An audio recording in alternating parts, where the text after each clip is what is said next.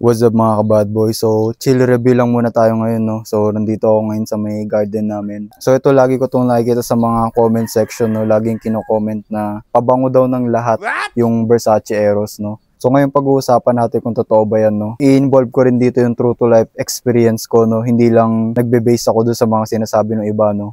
So, yung work ko, no, sa Alabang, tuwing RTO ko, syempre, kailangan ko mag-travel papunta doon, no? Ito alam to ng mga nagko-commute, no, lalo doon sa mga nagko-commute ng malayo, no? Kung familiar ka sa DNA ng Versace Eros, no, tuwing sasakay ka ng jeep or ng bus, imposibleng walang naka-Versace Eros doon kahit isa lang. Siguro kung daily RTO kayo, no, siguro araw-araw meron kayong maamoy na naka-Versace Eros na isa, no. One time nga isang araw lang yun na nag-RTO ako. 3 beses akong nakaamoy ng naka-Versace Eros. Ito rin no, naobserbahan ko sa mga naka-Versace Eros. Usually, naamoy ko to sa mga high school or mga college students or mga young adults, no. Hindi ko siya madalas maamoy sa mga age 30 pataas So, agree ako doon, no, na pabango ng lahat. So, nagiging pabango siya ng lahat kasi nga, for a reason, mabango to, compliment getter to, maganda yung performance, nagpo-project.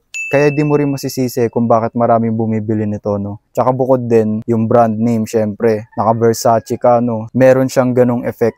So, ayun, no, wag naman kayong malulungkot porket ito yung signature scent nyo, no, tapos kino-comment nila yung gano'n na pabango ng lahat.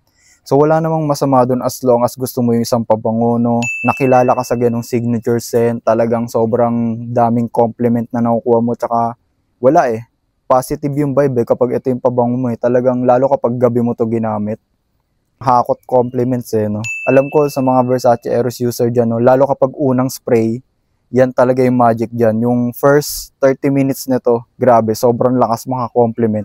Based in my experience Ito, turuan ko kayo ng tips, no, sa Versace Eros. Kunwari may pupuntahan kayong event, dalhin nyo mismo yung pabango. Huwag muna kayo mag-i-spray. Tapos kapag pa-start na yung event, tsaka ka mag-spray nito. Damihan mo. Pero wag naman sobrang dami na magiging cloying na siya, no? Yung sakto lang na dami na alam mong mapapansin ka.